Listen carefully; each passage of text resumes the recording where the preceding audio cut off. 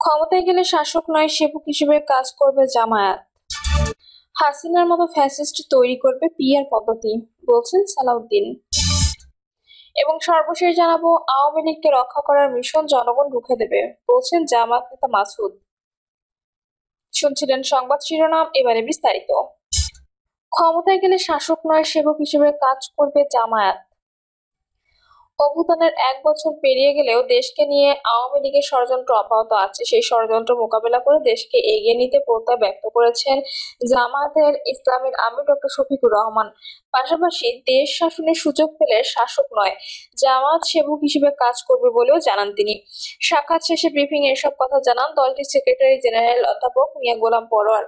তিনি বলেন, বাংলাদেশ চীন ঘনিষ্ঠ ও প্রতিবেশী সুলভ সম্পর্ক গড়ে তুলতে চাই। দুদেশের সম্পর্ক আরো কিভাবে গভীর করা যায় সে বিষয়ে আলোচনা হয়েছে। আলোচনায় বিগত সরকারের জুলুম নির্যাতনের চিত্র তুলে ধরেন জামায়াত আমির। অভ্যুত্থানের 1 বছর পেরিয়ে গেলেও দেশকে নিয়ে আওয়ামী লীগের ষড়যন্ত্র অব্যাহত আছে। সেই ষড়যন্ত্র মোকাবেলা করে দেশকে এগিয়ে নিতে প্রত্যয় ব্যক্ত করেন তিনি। জামায়াত আমির বলেন, দেশ শাসনের সুযোগ পেলে শাসক নয়, জামায়াত সেবক হিসেবে কাজ করবে। সবাই সমতার ভিত্তিতে অধিকার ভোগ করবেন। আমাদের দেশটা বিপুল জনসংখ্যার দেশ। অপরদিকে ঝো পিজিয়াং বলেন, চীন বাংলাদেশ কূটনৈতিক সম্পর্ক দীর্ঘ সময়ের, দুই দেশের মানুষের মধ্যে সম্পর্ক আরো এগিয়ে নিতে কাজ অব্যাহত আছে। এ সময় বাংলাদেশের সব পর্যায়ের মানুষের সাথে সম্পর্ক আরো জোরদার ও গভীর হবে বলেও আশা প্রকাশ করেন তিনি। হাসিনার মতো ফ্যাসিস্ট তৈরি করবে পিআর পদ্ধতি, বলছেন সালাউদ্দিন।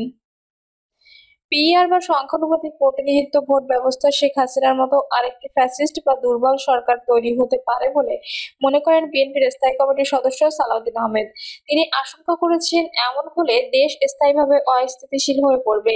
যারা কম জনপ্রিয় তাদের জন্য পিআর লাভজনক জানিয়ে সালাউদ্দিন আহমেদ বলেন, পিআর চাওয়ার একটি উদ্দেশ্য হলো বেশি সিট পাওয়া, আরেকটি হচ্ছে দেশে অনৈক্য ও অস্থিতিশীল পরিস্থিতি তৈরি করা, যাতে মেজরিটি পার্টি ক্ষমতায় না আসতে পারে। বিএনপির এই নেতা আরো বলেন, কোন পদ্ধতি ভোট হবে তা সংবিধানে স্পষ্টভাবে বলা আছে।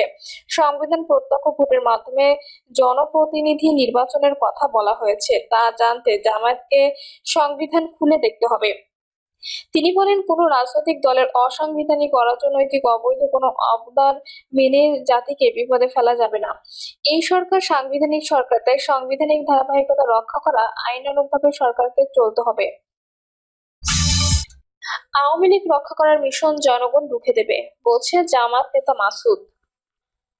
বাংলাদেশ জামায়াতে ইসলামীর কেন্দ্রীয় কর্মপরিষদ সদস্য ও ঢাকা মহানগরী দক্ষিণের সেক্রেটারি ডক্টর শফিকুল ইসলাম মাসুদ বলেছেন, কোনো একটি রাজনৈতিক দল আওয়ামী লীগকে রক্ষায় প্রতিশ্রুতি দিলেও জনগণ তা রুখে দেবে। কোনো অবস্থাতেই জনগণ আওয়ামী লীগকে নৈরাজ্য সৃষ্টির সুযোগ দেবে না। আওয়ামী লীগ 15 বছরের দুর্নীতির টাকায় বিদেশে পালিয়ে থেকে দেশে কিছু সন্ত্রাসী দিয়ে নৈরাজ্য সৃষ্টি করে রাজপথ দখলে নেওয়ার স্বপ্ন দেখছে। জনগণ তাদের সেই স্বপ্ন পূরণ হবে না, তা প্রতিহত করবে। প্রশাসন আইন শৃঙ্খলা রক্ষায় ও আওয়ামী সন্ত্রাসীদের বিরুদ্ধে ব্যবস্থা নিতে ব্যর্থ হলে জনগণ চুপ করে বসে থাকবে না। তখন কিন্তু আইনের দোহাই দেওয়া চলবে না। জনগণ যদি আইন হাতে তুলে নেয় তবে আওয়ামী লীগের পরিণতি হবে ভয়াবহ। বিকেলে বাংলাদেশ জামায়াত ইসলামী ঢাকা মহানগর দক্ষিণের উদ্যোগে জুলাই সনদের আইনি ভিত্তি ও পিআর পদ্ধতিতে জাতীয় সংসদ নির্বাচন নিষিদ্ধ ঘোষিত গণহত্যাকারী আওয়ামী লীগের ঢাকা সহ সারা দেশে ঝটিকা মিছিল, গুপ্ত হামলা, দেশব্যাপী অস্থিতিশীলতা সৃষ্টি এবং দেশবিরোধী নানা ষড়যন্ত্রের প্রতিবাদে 5 দফা দাবিতে বিক্ষোভ মিছিল পূর্বক বায়তুল মোকাররম উত্তর গেইটে অনুষ্ঠিত সমাবেশে প্রধান অতিথির বক্তব্যে তিনি এসব কথা বলেন। এ সময় তিনি আরো বলেন, যারা পিআর বলছে না তাদের রাষ্ট্র পরিচালনার যোগ্যতা নাই। জুলাই সনদে আইনি ভিত্তি দিয়ে সব গণহত্যার বিচার নিশ্চিত করে পিআর পদ্ধতিতে ফেব্রুয়ারিতে জাতীয় নির্বাচন সম্পন্ন করতে তিনি সরকারের প্রতি আহ্বান জানান।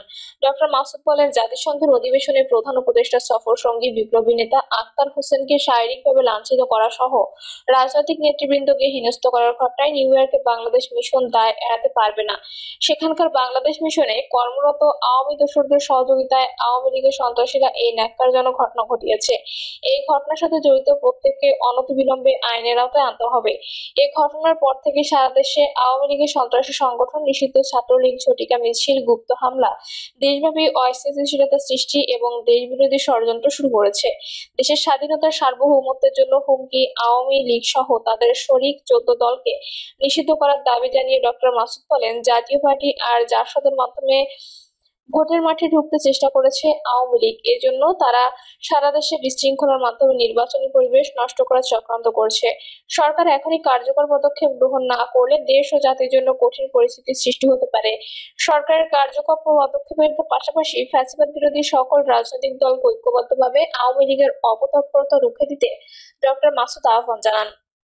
আওয়ামী লীগের শরিক জাতীয় পার্টি সহ 14 দলীয় জোটকে নিষিদ্ধের দাবি জানিয়ে তিনি বলেন, বিগত 15 বছর আওয়ামী লীগ এককভাবে দেশের জনগণের উপর জুলুম করেনি।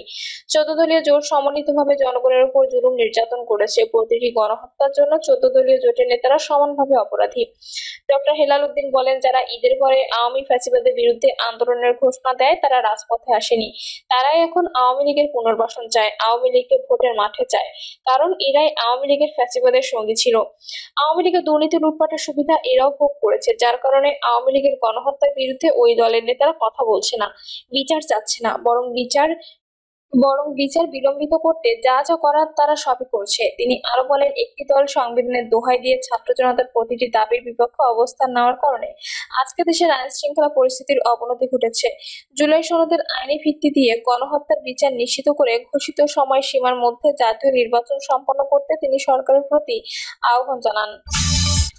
জামাত কেন যুক্তরাষ্ট্রের কাছে এত প্রিয়, কারণ জানালেন কূটনীতিক। বর্তমান সময়ে রাজনীতিতে আলোচিত দলের নাম জামায়াত ইসলামী। বিভিন্ন জরিপে এখন উঠে আসছে দলটি ক্রমে জনপ্রিয় হয়ে উঠছে। বিশেষ করে ডাকসু ও জাকসু নির্বাচনে শিবিরের ভূমিধর বিজয়ের পর জামাতকে নিয়ে নতুন কৌতূহল শুরু হয়েছে বিভিন্ন মহলে। এ নিয়ে বিশেষ প্রতিবেদন প্রকাশ করেছে জাতীয় গণমাধ্যম। এই সময় ভারতীয় সাংবাদিক অনমিত্র চট্টোপাধ্যায়ের বিশেষ প্রতিবেদনের পূর্বের হাওয়া পর্ব 3 ইসলামী জোট গড়ে জয়ী হতে কি পারবে জামায়াত শিরোনামে এ নিয়ে নানা বিশ্লেষণ উঠে আসে। সাক্ষাৎকারে বাংলাদেশ কাজ করে আসা মার্কিন কনসুলেটের এক কূটনীতিক জামায়াত ইসলামীকে আমেরিকার পছন্দের কারণ উল্লেখ করেন, তবে সংবাদ মাধ্যমটি ওই কূটনীতিকের নাম উল্লেখ করেনি। সংবাদ মাধ্যমটি ওই কূটনীতিকের কাছে জানতে চেয়েছিলেন, বাংলাদেশ জামায়াত ইসলামী কেন এত প্রিয় আপনাদের কাছে? জবাবে তিনি অনেকগুলো কারণ দেখিয়েছিলেন। 1, তাদের নেতারা উচ্চশিক্ষিত, বাণিজ্যিকভাবে অত্যন্ত সফল। 2, তাদের আচরণ খুব সভ্য-ভদ্র, কথা বলা যায় তাদের সঙ্গে। 3, তারা ফেলে আসা ইতিহাসের কোন একটি সময়ে ভিন্ন পদক্ষেপের কারণে বাংলাদেশের শাসক দলের হাতে নির্যাতিত ও মানবাধিকার বঞ্চিত। 4, জামায়াত গণতান্ত্রিক ব্যবস্থায় বিশ্বাস করে। 5, ইসলামী শক্তি হলেও জামায়াত তালেবানের মতো পিছিয়ে পড়া নয়, বরং প্রগতিশীল বলা যায়। যুক্তরাষ্ট্র চায় বাংলাদেশের শাসন ক্ষমতায় আসুক জামায়াত। অনেকে দশক ধরেই তাদের এই চাওয়া, এ নিয়ে তাদের লুকোছাপা বিশ্বাস নেই।